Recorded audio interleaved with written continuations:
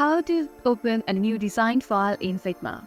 So you're just a beginner, or let's say you just want to move on with another design and you want a new fresh page to start your design, then I've got you covered. So let's say you are just a beginner, and so basically after downloading and logging in and doing all this stuff, you'll be greeted with this page over here. And what you gotta do is you're just one click away from designing. So let's go to this option over here that says new design file. All you have to do is just click into that option, and there you go. This is your new file.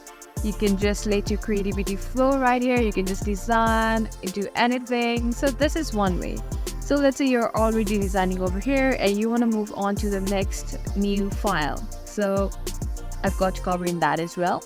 All you have to do is go to the left corner and hit this menu, and you can see the drop down menu over here. Just simply go to the file option and you can see the option of new design file. Simply tap into that, and there you go.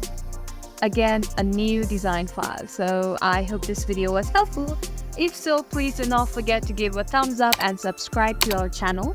If you have any queries, please do not hesitate to comment in the comment section down below. I'll be more than happy to help you with that. Thank you for watching and happy designing.